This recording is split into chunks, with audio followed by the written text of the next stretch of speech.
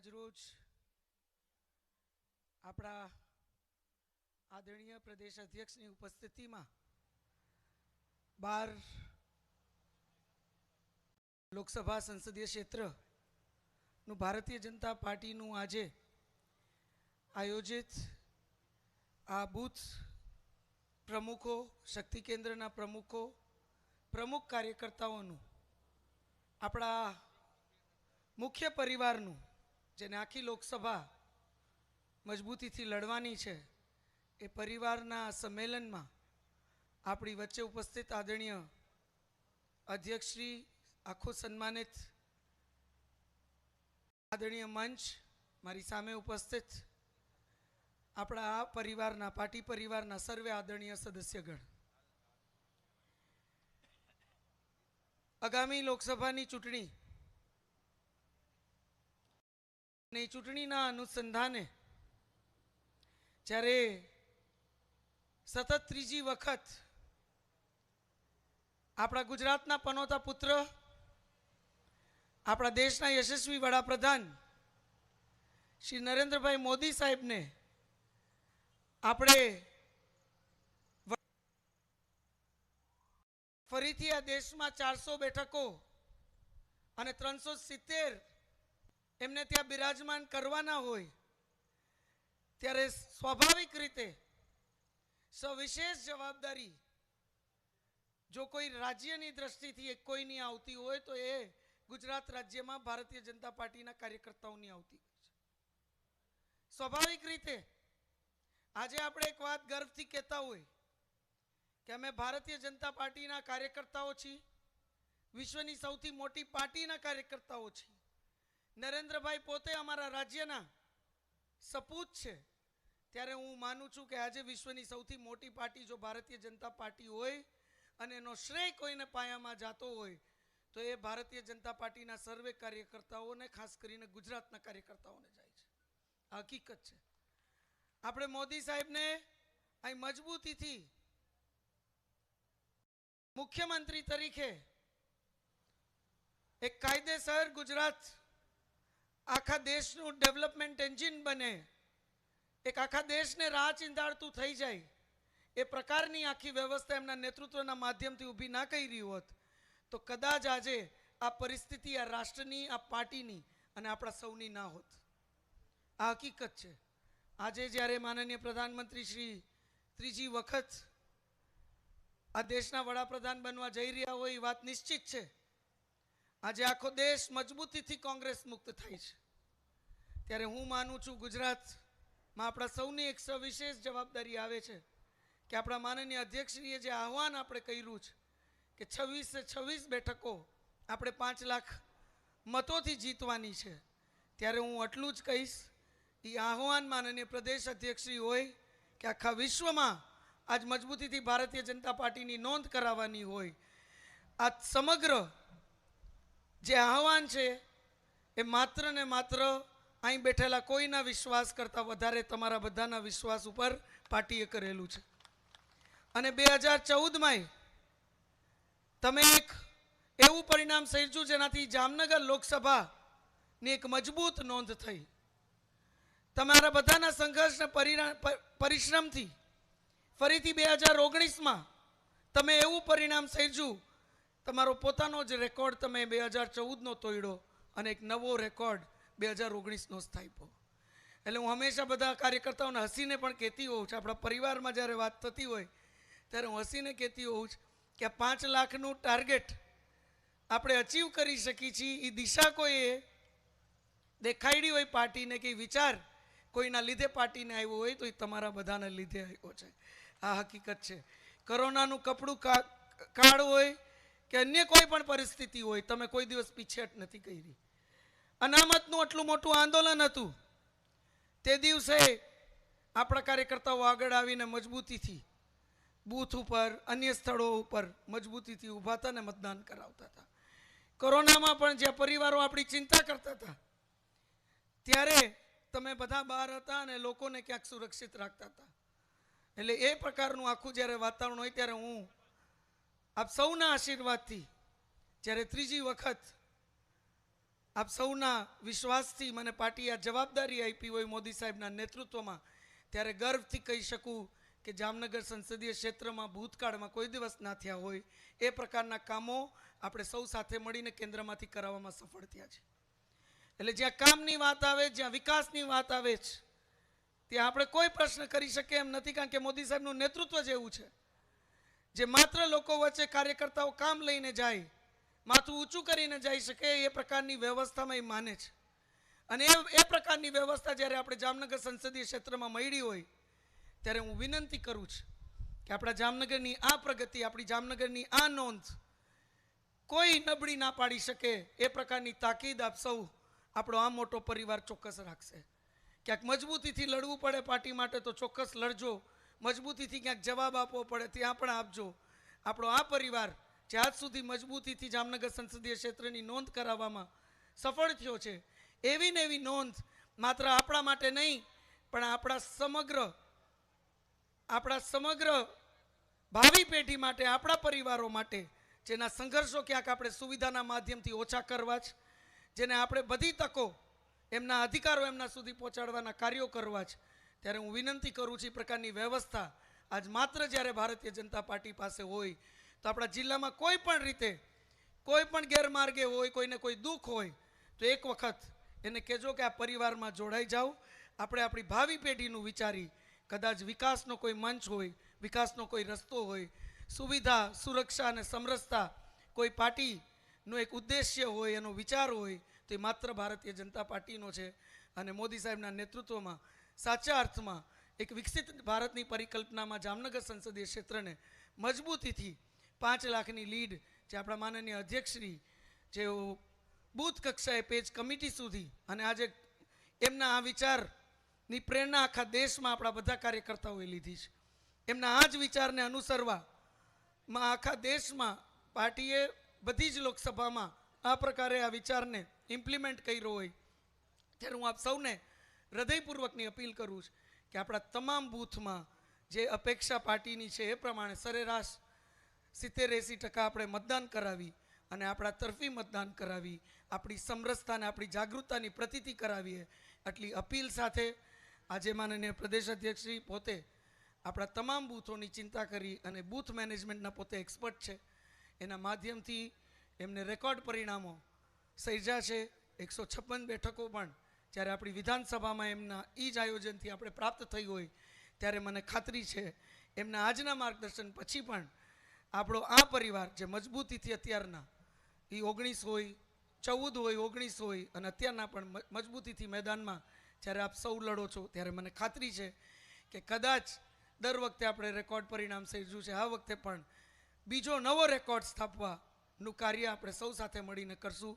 ત્યારે આપ સૌની ઉપસ્થિતિને અભિવાદિત કરી, માનનીય પ્રદેશ અધ્યક્ષશ્રીની પણ ઉપસ્થિતિને હૃદયપૂર્વક અભિવાદિત કરી આપ સૌને વંદન કરીને હું વિરમું છું.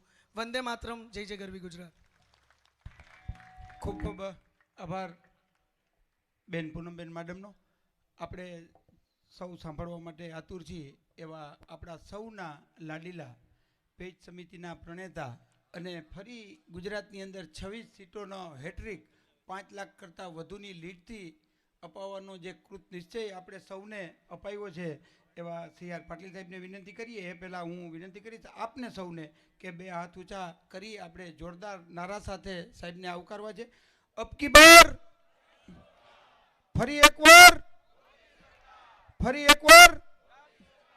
અબકી બાર, ભારત માતા કી, ભારત માતા કી, વંદે વંદે વંદે, ભારત માતા કી, ભારત માતા કી.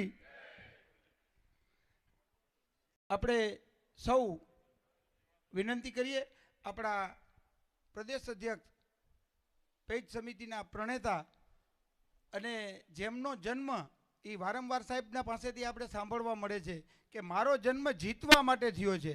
આપણે સૌ કાર્યકર્તાને આ એક નવો ઉત્સાહ, નવો પ્રાણ આપણા સૌમાં પૂરનારા પ્રદેશ અધ્યક્ષ શ્રીમાન CR પાટીલ સાહેબને આપણે સૌ વિનંતી કરીએ કે આજના આપણા બૂથ પ્રમુખ સંમેલનમાં આપણે સૌને એમના વક્તવ્ય માટે વિનંતી કરીએ. આપણે સૌને વક્તવ્ય સાથે માર્ગદર્શન કરે શ્રી પાટીલ સાહેબ.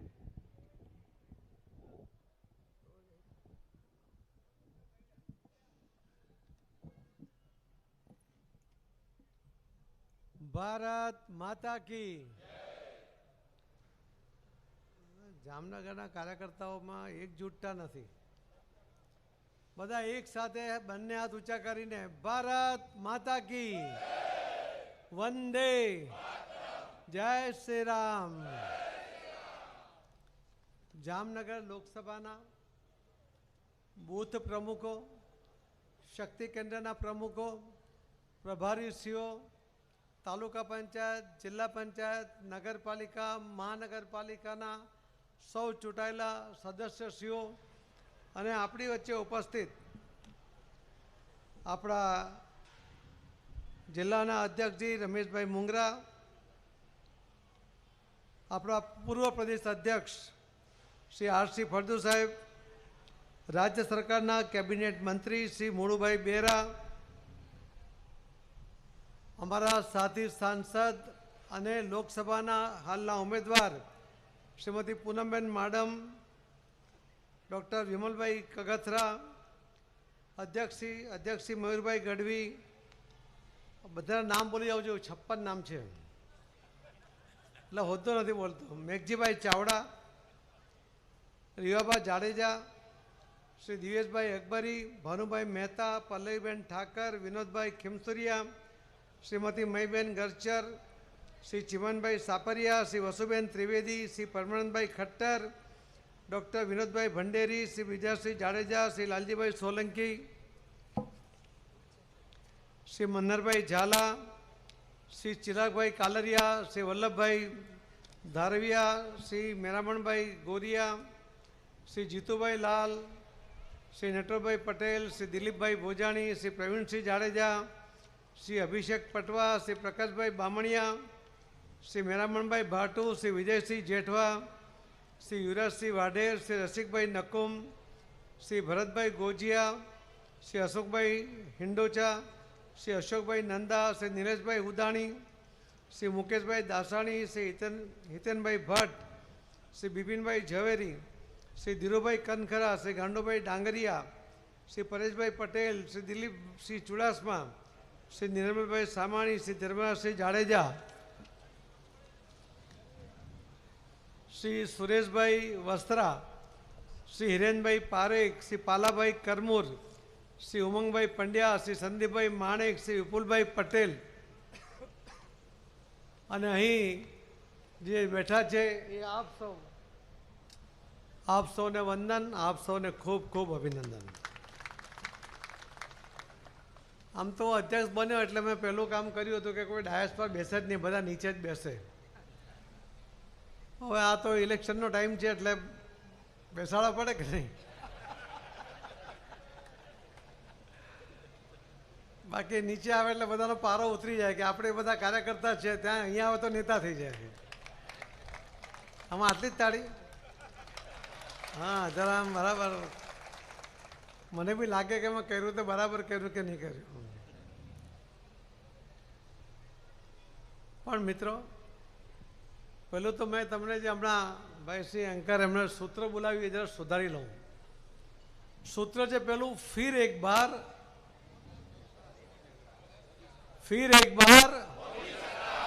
અબ કી બાર. એટલે પહેલા પ્રધાનમંત્રી મોદી સાહેબને બનાવવાના છે અને એ 400 સીટ સાથે બનાવવા. એટલે પહેલા ફિર એક બાર મોદી સરકાર, અબ કી બાર 400 પાર. એમને એમ કહ્યું કે બધા ઊંધું બોલ્યા હતા, અબ કી બાર 400 પાર અને પછી ફિર એક બાર મોદી સરકાર. એટલે બરાબર યાદ રાખજો કે પહેલા ફિર એક બાર મોદી સરકાર, અબ કી બાર 400 પાર. 29નું સૂત્ર પણ નક્કી કરી દીધું છે, એ બી કહી દઉં તમને. હર બાર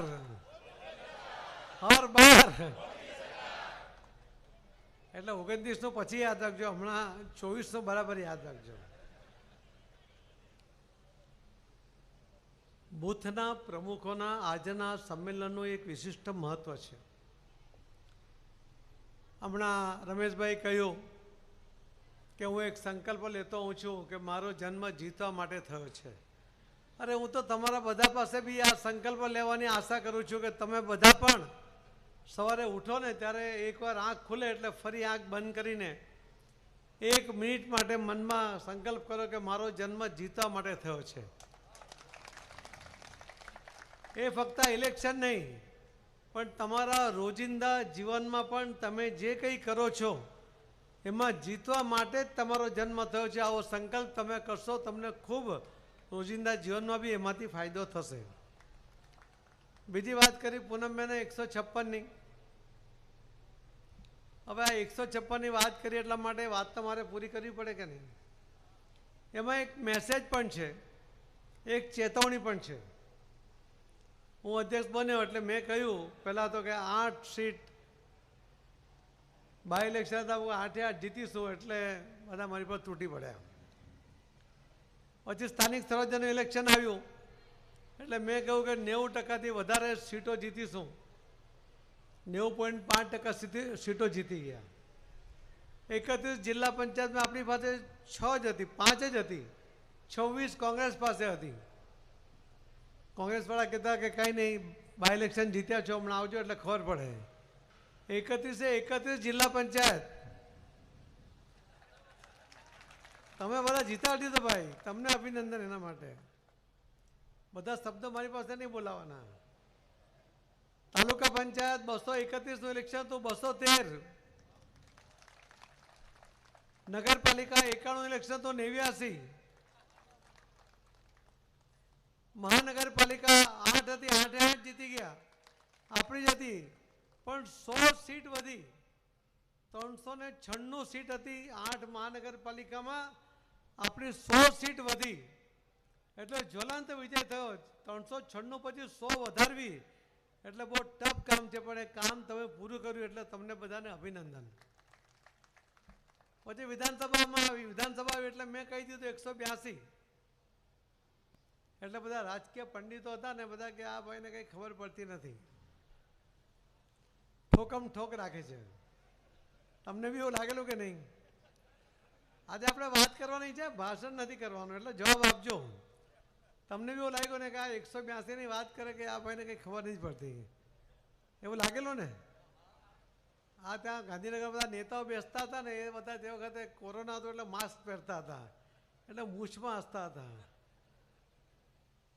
પણ રિઝલ્ટ આવ્યું ને, એ રિઝલ્ટ આવ્યું અને બધાની બોલતી બંધ થઈ ગઈ, રાજકીય પંડિતો બી ચૂપ થઈ ગયા. પણ એ મારી પાસે તો કંઈ જાદુઈ લાકડી તો હતી નહીં કે મેં લાકડી ફેરવીને 156 સીટ આવી ગઈ. આ 156 સીટ જીત્યા એના પહેલો કોઈનો અધિકાર હોય તો નરેન્દ્ર મોદી સાહેબનો હતો. મોદી સાહેબની લોકપ્રિયતા, ગુજરાતની અંદર એમણે કરેલા કામો, ગુજરાતના લોકોનો એમણે સંપાદન કરેલો વિશ્વાસ. બીજો મુદ્દો હતો, બીજા અધિકારી હતા શ્રી અમિતભાઈ શાહ સાહેબ કે જેમણે આખી જિંદગી ગુજરાતને ખૂંદી વળ્યા. કયા વિસ્તારમાં કોણ કાર્યકર્તા જીત્યો છે એના સિલેક્શનની અંદર એમનું યોગદાન, એમનું માર્ગદર્શન, એમની વ્યૂહરચના. બીજો જસ એમને જાય છે. ત્રીજો જસ ગુજરાતના મતદાતા ભાઈ બહેનોને જાય છે કે એમણે મોદી સાહેબ પર વિશ્વાસ કરીને ભારતીય જનતા પાર્ટીના કાર્યકર્તાઓમાં નાની મોટી નારાજગી હશે તો એ ભૂલીને પણ એમણે ભારતીય જનતા પાર્ટીને એટલે કે મોદી સાહેબને વોટ કર્યો. અને એ વોટ કરાવવા માટે મતદાતાઓને ઘરથી નીકળીને મતદાન મથક સુધી લઈ જઈને ભાજપમાં મત અપાવવાવાળા આપ સૌ આગેવાન કાર્યકર્તા ભાઈ બહેનોને ચોથો જસ જાય છે. હું તો વગર કારણે જસ લઈ ગયો. આ જસના અધિકારી તમે બેઠા છો મિત્રો. મેં જ્યારે 182 કહ્યું ને ત્યારે મને મારામાં વિશ્વાસ હતો એવું નહીં, પણ મને તમારામાં વિશ્વાસ હતો, તમારી તાકાતમાં વિશ્વાસ હતો, તમારા ટેલેન્ટમાં વિશ્વાસ હતો, તમારા મતદાતાઓ સાથેના સંપર્કમાં વિશ્વાસ હતો ને એટલે મેં 182 કહ્યું. નેશનલ એક્ઝિક્યુટિવમાં મારે ગુજરાતના ઇલેક્શનનું જ્યારે રિપોર્ટિંગ કરવાનું આવ્યું ત્યારે મેં પહેલો શબ્દ કહ્યો કે મારી આંખમાં આંસુ નથી દેખાતા પણ હૃદય રડે છે. 182ને બદલે આપણે 156 પર અટકી ગયા. બધાને એવું તો 156 એટલે ખુશ બધા, હું ખુશ નહોતો. 182 કેમ નહીં? આપણે દરેક સીટ ઉમેદવારને જીતવા માટે સિલેક્ટ કરીએ છીએ. દરેક સીટ ઉપર આપણા કાર્યકર્તા અલગ છે, દરેક સીટ ઉપર એની વ્યવસ્થા અલગ છે, એનું સંગઠન અલગ છે. તો બધી સીટ જીતવી જોઈએ ને.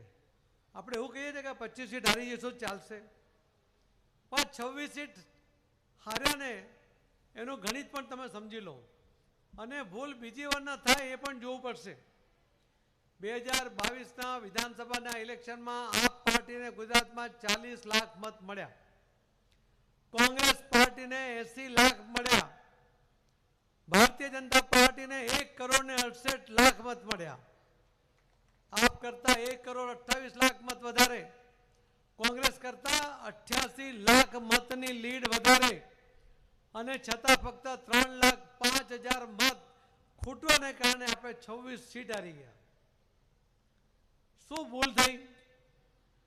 આપણે કહીએ ગામની અંદર શ્રાવણ મહિનો આવે એટલે ગામ લોકો ભેગા થાય કે કાલે આપણે બધા ગામ લોકો 1 લોટી દૂધ મહાદેવને ચડાવીશું.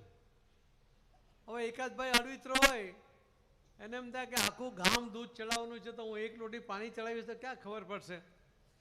તો બીજા દિવસે સવારે મહાદેવ પર ખાલી પાણી જ ચડ્યું, ભરોસાની ભેંસ. એટલે વિશ્વાસ કરે એટલા માટે, કોઈ પર વિશ્વાસ નહીં કરતા. તમારે આ ઇલેક્શનની અંદર તમારા ભાગે જે દૂધની લોટી ચડાવવાની છે દૂધ જ ચડાવજો, પાણી નહીં લઈ જતા. મારે તમને આ જ કહેવું છે કે જે ભૂલ થઈ એના પરિણામે ફક્ત 3,05,000 મત માટે 26 સીટ હારીએ, એ પણ કેવી 922 મત માટે આપણે ગીર સોમનાથ હારી ગયા, માણાવદર 3,000, બોટાદ 3,000, ગારિયાધાર 3500 મતે, 3700 મતે ખંભાત, આકલાવ 2700 મતે, પોરબંદર 5,000 મતે, ચાણસ્મા 1,400 મતે, ખેડબ્રહ્મા 1,600 મતે, દાતા 2,000 મતે, જિગ્નેશ મેવાણીની 4,000 મતે. આવા નાના મતે 5,000 થી ઓછા મતે આપણે 20 સીટ હારી ગયા. જો આ કાર્યકર્તાઓ બધા જ દૂધની લોટી લઈને ગયા હોત ને તો આપણે 176 પર તો પહોંચી જ ગયા હતા. એટલે આ વખતના ઇલેક્શનમાં પણ ધ્યાન રાખજો કે આટલા બધા કાર્યકર્તા છે, આટલા બધા લોકો જોડાઈ રહ્યા છે. આજે પણ 500 લોકો જોડાયા અમારા ધારાસભ્ય શ્રી મેઘજીભાઈના વિસ્તારમાંથી, રોલમાંથી રોજ હજારોની સંખ્યામાં જોડાય છે, કેમ કે અમને લાગે છે કે આ જ પાર્ટીનું ભવિષ્ય છે. નરેન્દ્ર મોદી સાહેબના નેતૃત્વમાં આ દેશ આગળ વધી રહ્યો છે. આવનારી પેઢી માટે જો તંદુરસ્ત એને ભવિષ્ય આપવું હોય તો ભારતીય જનતા પાર્ટી સાથે જોડાવવું જોઈએ. અને ત્યારે ભારતીય જનતા પાર્ટીનો કાર્યકર્તા દૂધની લોટી લઈને બદલે પાણીની લોટી લઈને જાય તો એ જરાય મંજૂર નથી ભાઈ. એવી ભૂલ નહીં થાય ને. તમારા ભાગે આવેલું કામ પ્રામાણિકતાથી કરજો. કોઈ શું કરશે એની ચિંતા નહીં કરતા. તમારું કામ પૂરી પ્રામાણિકતાથી કરવાનું છે. તમારા લોટીમાં દૂધ જ હોવું જોઈએ. મારી આપ સૌને એ જ વિનંતી છે કે 2022માં જે આપણે ટાર્ગેટ ચૂક્યા છે 182નો, આ વખતે એક પણ વિધાનસભાની અંદર કોંગ્રેસને લીડ નહીં મળવી જોઈએ. મંજૂર? તમારા ભરોસે કહું છું ભાઈ. હું આજે 23મી લોકસભામાં આવ્યો છું. 22 લોકસભાની અંદર જે મેં વાતાવરણ જોયું છે, મને વિશ્વાસ છે કે કેટલીક જગ્યાએ તો કોંગ્રેસના લોકસભાના ઉમેદવારની ડિપોઝિટ તમે જમા કરી દેશો. આ ડિપોઝિટ જમા કરવાની વાતનો બી ફિગર તમને આપો કે 2022માં આ પાર્ટી જે સરકાર બનાવવાની વાત કરતી હતી એને 126 સીટ ઉપર ડિપોઝિટ જમા થઈ ગઈ. કોંગ્રેસ 44 સીટ પર ડિપોઝિટ જમા થઈ ગઈ અને પાછા હવે અહીંયા આવી ગયા છે લડવા માટે. એવો હમણાં એક કોંગ્રેસના અને ગુજરાતના પ્રભારી મુકુલ વાસનિકે કોંગ્રેસના કાર્યકર્તાઓને સલાહ આપતી વખતે કહ્યું કે આ વખતે જો ભારતીય જનતા પાર્ટી જીતે તો આ છેલ્લું ઇલેક્શન છે. એને વિશ્વાસ છે કે હવે પછી કોઈ જીતવાના જ નથી. હું તો કહું આપણ નથી જીતવાના, તમારા છેલ્લા ઇલેક્શન ક્યારના પૂરા થઈ ગયા. ભારતીય જનતા પાર્ટીનો કાર્યકર્તા આ ઇલેક્શન એવી રીતે લડશે કે બીજી વાર કોંગ્રેસને ઉમેદવાર નહીં મળશે. હમણાં મને પૂનમબેન પૂછતા હતા કે તમારી નવસારી લોકસભાની સીટ પર કોઈ ઉમેદવાર, મેં કીધું જરા મજબૂત શોધે છે, કોંગ્રેસ વાળા કંઈક મજબૂત ઉમેદવાર શોધે છે, કોઈ દેખાય તો કહેજો એમને. પણ મિત્રો તાકાત કોની છે? કોઈ ઉમેદવારની છે? કોઈ સાંસદની છે? આ તાકાત ભારતીય જનતા પાર્ટીના કાર્યકર્તાની છે. મિત્રો અહીં બેઠેલા આટલા આગેવાનો નીકળી પડે ને તો હું તમને વિશ્વાસથી કહું છું કે આ સીટ ઉપર પણ તમે કોંગ્રેસના ઉમેદવારની ડિપોઝિટ જમા કરી શકો એવી સ્થિતિ છે. જરૂર છે તમારો આત્મવિશ્વાસ જગાડો. જરૂર છે કે અમારે મતદાન કરવું છે, મતદાન કરાવવું છે અને કોંગ્રેસની ડિપોઝિટ જમા કરવાની છે એવો સંકલ્પ તેને તમે લઈને નીકળો તો જીતવાનો મંત્ર હું તમને આપવા માટે જ આવ્યો છું. અને મને વિશ્વાસ છે કે આ મંત્રના આધારે તમે જ્યારે કામ કરશો તો 100% સરસ રિઝલ્ટ આવશે અને આપણી જે અપેક્ષા છે એ પ્રમાણેનું રિઝલ્ટ આમાં આવશે. બૂથના પ્રમુખો અહીંયા હાજર છે ને, જરા એકવાર ખાલી બૂથ પ્રમુખો તાળી પાડે એટલે ખબર પડે કેટલા છે. ઓહો, બહુ મોટી સંખ્યામાં છે. 2000 બૂથ કેટલા? 2000 1800 1900 આ બૂથના કાર્યકર્તા અહીં બેઠા છે. શક્તિ કેન્દ્રના પ્રમુખો બેઠા છે, પ્રભારીઓ બેઠા છે, તમામ ચૂંટાયેલા પ્રતિનિધિઓ બેઠા છે. મારો તો નિયમ જ છે ભાઈ કે જે ચૂંટાયેલો પ્રતિનિધિ છે ને એણે પોતાને ઇલેક્શન લડ્યું હોય અને એ જે બૂથમાં રહે છે એમાં અને એને મળેલા મતો આ બંને આ વખતે જે મત મળે લોકસભાના ઉમેદવારને વધારે હોવા જોઈએ. ગયા વખતે આપણે હમણાં બધું મેયર ને જિલ્લા પંચાયતના પ્રમુખ ને કારોબારી બધું તમે બનાવ્યું ને, બનાવ્યું કે નહીં? ત્યારે બધા અહીંયા આવ્યા છે ને સંકલન સમિતિમાં આવેલા કે નહીં? આ રમેશભાઈ મુંગરાને બધા લઈને આવ્યા હતા. બધા ત્યાં બોલતા હતા કે આ ભાઈને બનાવવા જેવો છે. એટલે મેં મારા આઈપેડમાં હું ચેક કરતો હતો કે આ ભાઈને તો એ બૂથમાં જે રહી છે એ બૂથમાં તો માઇનસ છે, આને કેવી રીતે મેયર બનાવાય? અપાય હા બોલો તો ખરા. જે પોતાના બૂથમાં માઇનસ જાય એને નેતા બનાવાય? કેટલા એના પત્તા કપાઈ ગયા, કોઈની ભલામણ નહીં ચાલી. આ પ્રમુખો અને મહામંત્રીઓ કહેતા હતા કે બહુ સારો કાર્યકર્તા છે. મેં કીધું નાપાસ થયો છે. તમને પણ એટલા માટે મંત્ર આપું છું કે તમારે પણ પોલિટિકલ પાર્ટીના તમે આગેવાનો છો, તમારામાંથી બી બધાએ તાલુકા પંચાયત લડવી હશે. કેટલા લોકો તૈયાર છે? બહુ ઈચ્છા નહીં રાખતા. જિલ્લા પંચાયતમાં કેટલા તૈયાર છે? બોલો જરા. જે તૈયાર હોય તો તાળી પાડે. જેટલા ધારાસભ્ય કેટલા બનવા તૈયાર છે? જ્યાં જોરમાં તાળી પાડો ને એમ ખબર પડે કે ખરેખર તૈયાર છે બધા. સાંસદ બનવા માટે કેટલા તૈયાર છે? પૂનમબેનની આંખ બંધ છે. પૂનમબેન કંઈ કાયમી નથી. કોઈ પણ વ્યક્તિ કે સી આર પાટીલ કાયમી નથી, એ તો બદલાતા જ રહેવાના છે. પણ તમારામાં ઈચ્છા શક્તિ હોવી જોઈએ.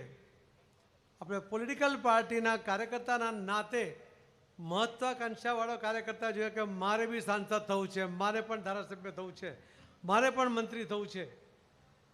મહત્વાકાંક્ષા વગરના કોઈ હોય ને તો અહીંયા ભજન મંડળી ચાલતી હોય ત્યાં ચાલ્યા જજો. આપણે તો મહત્વાકાંક્ષાવાળો જ જોઈએ કે જે ડંકાની ચોટ પર કે તમે મોદી સાહેબનો તમે દાખલો આપી દો તમને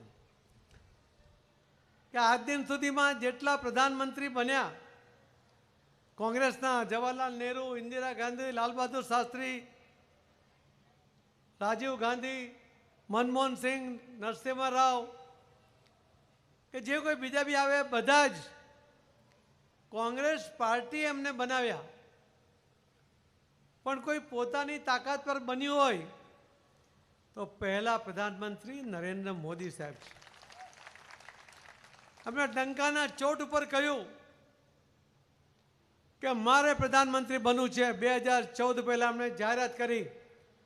આપણી પાસે ફક્ત 115 સીટ હતી લોકસભાની અંદર, અને તે વખતે 283 સીટ સાથે ડંકાની ચોટ પર જીતીને 30 વર્ષનો ઇતિહાસ બનાવીને કે છેલ્લા 30 વર્ષમાં કોઈ એક પાર્ટીને બહુમતી નહોતી મળી, ભારતીય જનતા પાર્ટીને મોદી સાહેબના નેતૃત્વમાં મળી. એવા નરેન્દ્રભાઈ છે કે જે પહેલાં ડંકાની ચોટ પર કહીને નીકળ્યા કે મારે પ્રધાનમંત્રી બનવું છે. તમારે સાંસદ ધારાસભ્ય બની શકાય, બનાય કે નહીં? તો આ ભાવના હોવી જોઈએ, આ મહત્વાકાંક્ષા હોવી જોઈએ, પણ રીત સાચી હોવી જોઈએ. કોઈના વિરુદ્ધમાં કંઈક લખાવીને પેપરમાં, કોઈના વિરુદ્ધમાં સોશિયલ મીડિયામાં ચલાવીને, કોઈના વિરુદ્ધમાં અફવાઓ ફેલાવીને ક્યારેય આગળ નથી વધાતું ભાઈ. તમે કામ કરો, કામ બોલશે. અને ભારતીય જનતા પાર્ટીમાં તમે જોતા હશો આખા ગુજરાતમાં અને આખા દેશમાં સામાન્ય કાર્યકર્તાઓને મોદી સાહેબે ટિકિટ આપીને આ વખતે ને દર વખતે ઉમેદવાર બનાવ્યા છે અને એમને સાંસદ લડાવ્યા છે. કેટલાય લોકો એ ધારાસભ્ય બન્યા છે કે જેમણે કલ્પના પણ નહોતી કરી કે ધારાસભ્ય બની શકે. આ તાકાતને પોઝિટિવ લો અને એ રીતે કામ કરો, એવી મારી તમને વિનંતી છે. થઈ જશે? કોઈ દુષ્પ્રેરણા અફવાઓ એમાં તમે પડશો નહીં. કોઈ કંઈ કરતો હોય તો ખાલી મને ફોન કરતો હોય કે આ કરે છે, બાકીનું હું જોઈ લેવા. ચલાવી થોડું લેવાય. શિસ્તબદ્ધ પાર્ટી છે આપણી ભાઈ. તો હું જે કહેવા આવ્યો છું આપને કહી દઉં. તમે તૈયાર છો ને બધા? મારે બૂથ પ્રમુખોને સૌથી પહેલાં કહેવું છે કે બૂથનો પ્રમુખ, એની નીચે 13 લોકોની કમિટી છે. તમારે ત્યાં છે? બધામાં છે? બૂથમાં જેનામાં નહીં હોય તો બનાવી લે આજે ને આજે. એ 13 જણની કમિટી, એની તમારે આવતીકાલે સવારે એક મિટિંગ બોલાવવાની છે. આજે તમે દૂર દૂરથી આવ્યા હશે ને એટલા માટે હું આજે નથી કહેતો, પણ કાલે સવારે આજે મેસેજ આપી દો. આ બધા કાલે સવારે 9 વાગે તમારે ત્યાં આવી જાય. આવી જશે બધા 13 લોકો? આવશે ને? પણ તમે ઘરે મિટિંગ બોલાવશો ને પછી ઘરવાળી કહે કે આ હું માંડ્યું છે ઘરમાં, મારા નહીં જોઈએ તો શું કરશો? તમારો ઘરમાં ઉપજે છે?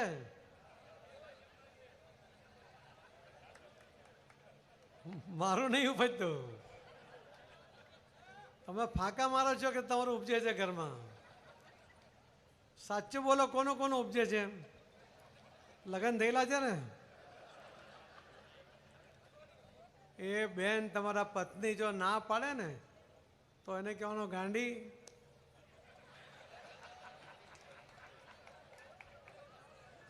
કે આ તો હું નરેન્દ્ર મોદી સાહેબને 3જી વાર પ્રધાનમંત્રી બનાવવા માટેની મિટિંગ એના માટે બોલાવી છે. તો એ બેન તમને નાસ્તો બી કરાવશે 14 ને, અને ચા પણ પીવડાવશે. મોદી સાહેબના નામ પર એ બેન માની જશે. એટલે તમારું ના ઉપજતું હોય તો આ રીતે વાત કરજો, વાંધો નહીં આવે. આ 14 જણ ભેગા થાય તો પહેલું કામ કરજો કે મતદાર યાદીની ઝેરોક્ષ કોપી તમને જિલ્લા પ્રમુખે આપી હશે, શહેર પ્રમુખે આપી હશે, ન આપી હોય તો આજે મેળવી લેજો. એક પેજ પર 30 નામ છે એવા તમારા એક બૂથની અંદર લગભગ 30-32 પેજ હશે. ઓછા વત્તા હોઈ શકે પણ એવરેજ 30 પેજ હશે. તમે 2 પેજ એમાંથી તમારે આ તમારા 14 લોકોને પ્રમુખે પોતે પણ આ 2 પેજ લેવાના છે અને બધા 13 જણને પણ 2 પેજ આપવાના છે. 14 ને 28 પેજ વેચાઈ જશે. બાકી હશે એમાં કોઈ યુવા મોરચો હશે, કોઈ તમારો તાલુકા પંચાયત કે જિલ્લા પંચાયતનો ચૂંટાયેલો સભ્ય એ તમારે બૂથમાં રહેતો હશે, એને પણ 1-2 પેજ આપવાના. બૂથ પ્રમુખ એટલે જો પહેલો સૌથી મોટું સંગઠનમાં હોદ્દો છે રાષ્ટ્રીય અધ્યક્ષ, બીજો પ્રદેશ અધ્યક્ષ, ત્રીજો જિલ્લા અધ્યક્ષ, ચોથો બોલો ને મંડળ, પછી 5મો બૂથ, 6ઠ્ઠો પેજ પ્રમુખ. એટલે તમે આખા દેશમાં 5મા નંબરના મજબૂત નેતા છો ભાઈ. આ બૂથ પ્રમુખોને તમારા બૂથમાં જો પ્રદેશ અધ્યક્ષ રહેતો હોય ને તો બી એને કહી દેવાનું કે લો આ 2 પેજ તમારે આ બધાનો સંપર્ક કરવાનો છે. તમારા જિલ્લા અધ્યક્ષ તમારા બૂથમાં રહેતો હશે ને તો તમે એને પણ 2 પેજ આપજો કે તમારે આ કરવું પડશે. બૂથ પ્રમુખ આ સંપર્કની યોજનામાં નેતા છે. શું છે? મંજૂર છે ને બધાને? બૂથ પ્રમુખોને આટલી સત્તા આપું તો બી ઢીલું ઢીલું બોલે છે. ભૂખ લાગી છે? બોલો, કેટલા મિનિટ આપો છો? જલ્દી પૂરું કરશો આપણે થોડી વાર. તો આ બૂથ પ્રમુખોએ આ 14 જણને કે બાકીના જે પેજ તમે વહેંચો છો ત્યારે એમની સાથે મિટિંગમાં કહેવાનું છે કે તમારા દરેક પેજ પર 5 પેજ કમિટીના સભ્યો છે. તમારા બૂથમાં 150 પેજ કમિટીના સભ્યો છે? દરેકમાં છે? ના હોય ને તો આજે ને આજે પૂરા કરાવી લેજો. જે બૂથમાં ના હોય એ બૂથ પ્રમુખો બધાને કામે લગાડીને આજે સાંજ સુધીમાં એના ફોર્મ ભરાવીને એને પૂરા કરાવી લો. એનો અર્થ એ થશે કે દરેક પેજ પર 5 પેજ કમિટીના સભ્યો હશે. 30 મત છે એક પેજ પર, એટલે કે એક ઘરમાં જો 3 જણ ગણીએ તો એક પેજ પર 10 ઘર છે. 2 પેજ આપે એમાં 20 ઘર છે. આ 20 લોકોનો સંપર્ક આ દરેક સભ્યએ બૂથ પ્રમુખ સહિત કમિટીએ કરવાનો છે. આ દરેક જણ 20 ઘરે જાય, પહેલાં પેજ કમિટીના સભ્યોને મળે, એમને કહે કે તમે પેજ કમિટીના સભ્યો છે, તમે ગયા વખતે 22માં સારું કામ કર્યું, તમારા ઘરનું મતદાન કરાવ્યું, તમારા પેજનું મતદાન કરાવ્યું. આ વખતે પણ તમારે પેજ ઉપર મતદાન કરાવવાનું છે. એ જવાબદારી આ 5 પેજ ઉપરના 2 પેજના 10 પેજ પ્રમુખોને, પેજ સભ્યોને મળવાનું છે. થઈ જશે? બીજું કામ જે બાકીના 10 ઘર છે 2 પેજ પર, એમનો પણ સંપર્ક કરી લેવાનો છે. પેજ પ્રમુખોને મળો એટલે બીજું કામ તમે ત્યાં એને પૂછજો કે તમારે અહીંયા કોઈ વડીલ છે? એ વડીલ હોય તો એને વંદન કરી આવજો. અને એમને પૂછજો કે એમની ઉંમર 85 વર્ષથી વધુ હોય તો એમને કહેજો કે દાદા તમારે જો મતદાન કરવા જવાની તમારી અવસ્થા ના હોય, તમે નહીં જઈ શકતા હોય, પણ છતાં તમારે મતદાન કરવું હોય તો ઘરેથી મતદાન કરવાની વ્યવસ્થા અમે કલેક્ટરશ્રીને કહીને તમારા ઘરે અધિકારી આવીને કરાવી દેશે. આ વાત એમને કહેજો. એ હા પાડે તેનું નામ, એનું એડ્રેસ, મોબાઈલ નંબર, એનું બૂથ આ બધું લખીને જિલ્લા પ્રમુખ કે શહેર પ્રમુખને આપી દેજો. બીજું પૂછજો તમે કે આ વિસ્તારમાં આજે 20 ઘર છે, એમાં કોઈ દિવ્યાંગ ભાઈ બહેન રહે છે? કોઈ દિવ્યાંગ ભાઈ બહેન હોય તો એને પણ મળીને વંદન કરીને એમને પૂછજો કે એમની પાસે 40%થી વધુ દિવ્યાંગતાનું સિવિલ હોસ્પિટલના ડૉક્ટર આરએમઓનું જો સર્ટિફિકેટ હોય તો એને પણ ઘરે જઈને અધિકારી એ વોટિંગ કરાવી શકે. એ જો કરવા માંગતા હોય તો એનું પણ નામ, એડ્રેસ, મોબાઈલ નંબર, બૂથ બધી વિગત આપી દેજો. હવે આ વડીલ હોય કે દિવ્યાંગ હોય, એમને મતદાનની વ્યવસ્થા જો ભારતીય જનતા પાર્ટીનો કાર્યકર્તા કરે તો મત કોને મળે? આટલો અઘરો સવાલ લાગે છે? કોને મત મળે? તો આ તો ઇઝી મત છે. આ તો કરવું જોઈએ કે નહીં? એટલે 2 કામ થયા તમારા. પેજ કમિટીના સભ્યોને મળ્યા, વડીલોને મળ્યા. ત્રીજું કામ તમે કર્યું, દિવ્યાંગોને મળી લીધું. ચોથું કામ છે લાભાર્થીઓનું. મેં 6 મહિનાથી કયા કયા લાભાર્થી કયા બૂથમાં છે, એને કેટલા લાભ મળ્યા છે એની વિગત જિલ્લા અને મહાનગરના પ્રમુખોને આપી છે. એમની પાસેથી આજે કોપી માંગી લેજો. તમે જ્યારે આ 20 ઘરે સંપર્ક કરવા જાઓ ત્યારે લિસ્ટમાં એ જો લાભાર્થી હોય, ભલે પેજ કમિટીનો સભ્ય હોય, પણ એને યાદ કરાવજો કે તમે મોદી સરકારના અને આપણા આદરણીય મુખ્યમંત્રી ભૂપેન્દ્રભાઈ પટેલની સરકારના પણ લાભાર્થી છો. તમને કેટલા લાભ મળ્યા? કોઈ લાભાર્થીના ઘરે જાઓ, તમને પાણી આપશે ત્યારે એના ઘરે બેસીને પાણી પીડા પૂછજો કે તમે ઘર બહુ સરસ બનાવ્યું છે, મોદી સાહેબની યોજનાનો લાભ લીધો કે નહીં? એ તરત કહેશે કે એ તો મોદી સાહેબ હતા એટલે જ તો બનાવી શક્યો, નહીં તો ક્યાં બનાવવાના હતા. એનો અર્થ કે એને મોદી સાહેબની યોજનાનો લાભ લીધો છે. પછી એ બેન તમને ચા આપવા આવશે ત્યારે બેનને પૂછજો કે બેન તમે હમણાં જે ચા મૂકીએ છે ગેસ પર એ તો મોદી સાહેબે આપેલો ગેસ દેખાય છે. એટલે બેન તરત જ એના પાલવથી કપાળ નૂચતા નૂચતા એમ કહેશે કે ભલું થજો મોદી સાહેબનું હમણાં લાકડામાંથી છોડાવ્યા અને અમને ગેસ આપ્યો એટલા માટે અમે તમને ફટાફટ ચા આપીએ છીએ. એટલે બીજો લાભ મળ્યો અમને ગેસના કનેક્શનનો. તમે એને પૂછો કે હમણાં મને કંઈ ખબર પડી કે તમારા ઘરમાં કે આજુબાજુમાં કોઈ વડીલનું મોટું ઓપરેશન થયું હતું? એ તરત કહેશે કે હા અમારા વડીલ મોટું ઓપરેશન થયું. તમે કહેશો કે કેટલો ખર્ચો હતો?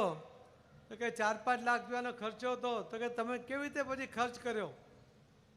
તો એ કહેશે કે માં તો મોદી સાહેબ બેઠા છે ને, મોદી હે તો, અને મોદી સાહેબના આયુષ્યમાન કાર્ડને કારણે અમારે 1 રૂપિયો પણ ભરવો નહીં પડ્યો. એ કદાચ કે પછી તમે પૂછો કે આ 5 લાખથી વધારે ખર્ચો થાત તો શું થાત? તો કે આપણા મુખ્યમંત્રી બેઠા છે ને ભૂપેન્દ્રભાઈ, એમણે બીજા 5 લાખ કીધા છે એટલે 10 લાખ સુધી વાંધો નહીં. આવા લાભ તમે એને યાદ કરાવજો. અને મને વિશ્વાસ છે કે બૂથ પ્રમુખો જો નેતૃત્વ પૂરી રીતે કરે, તમારા શક્તિ કેન્દ્રના પ્રમુખો જો એમની સાથે રહીને એમને મદદ કરે, કમિટીની મિટિંગમાં પણ સાથે રહે, તો 90% સુધી મતદાન તમે કરાવી શકો એવો મને વિશ્વાસ છે. અને 90% મતદાન કરાવો ને તો એમાંથી 90% મત તમે ભાજપને અપાવી શકો એવી પણ તમારી તાકાત છે. આ 156 સીટ તમે લાવ્યા, બાય ઇલેક્શન બધા જીત્યા, સ્થાનિક સ્વરાજ્યના ઇલેક્શન બધા જીત્યા, સહકારી ક્ષેત્રના 350માંથી 349 જીત્યા. સહકારી સંસ્થાઓ બધી સુગર ભાજપ પાસે, બધી ડેરીઓ ભારતીય જનતા પાર્ટી પાસે, બધી એપીએમસી ભાજપ પાસે, ખરીદ વેચાણ સંઘ ભાજપ પાસે, બધી ડિસ્ટ્રિક્ટ કોઓપરેટિવ બેંક ભાજપ પાસે. શું નથી ભાજપ પાસે? કેટલા બધા આપણા જ આગેવાનો ત્યાં બેઠા છે અને વહીવટ કરે છે. પહેલાં નહોતા, પહેલાં તો બધું હિલ્લું હિલ્લું ચાલતું હતું. હા કે ના તો કહો, તમારે તો ચાલતું હતું કે નહીં? હવે હિલ્લું હિલ્લું.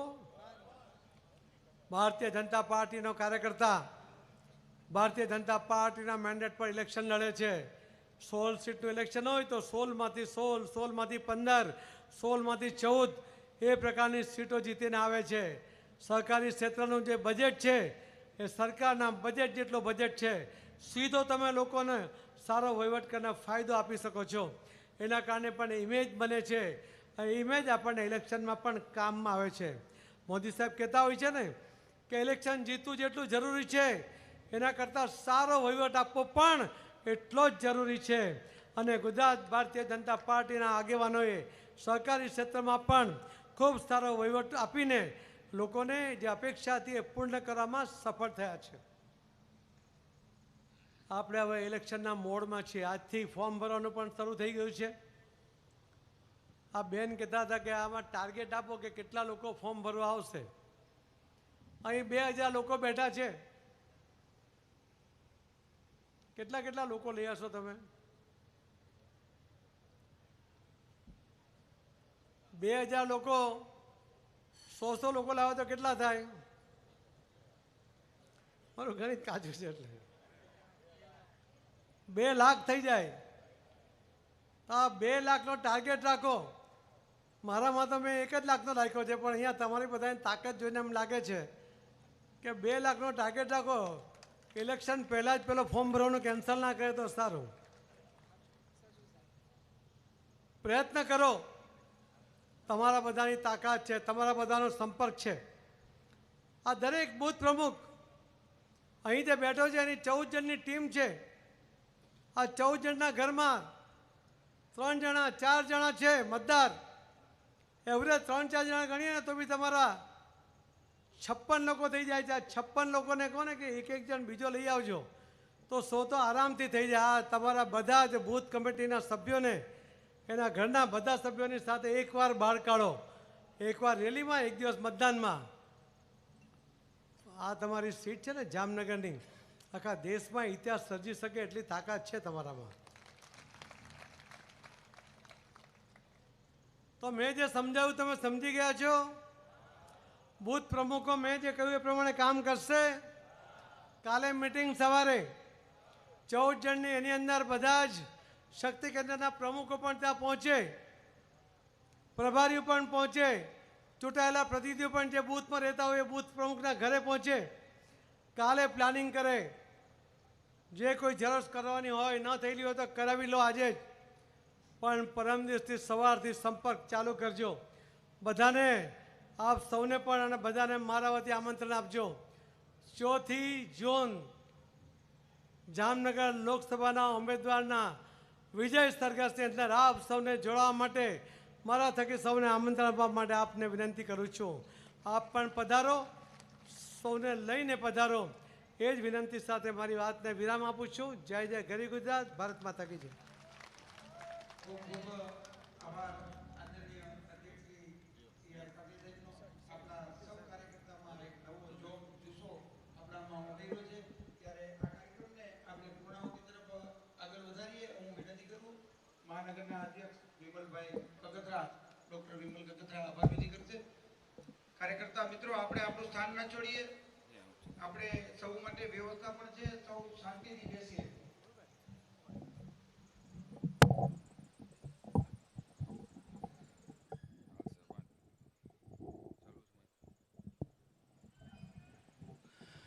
ભારત માતા કી, ભારત માતા કી વંદે.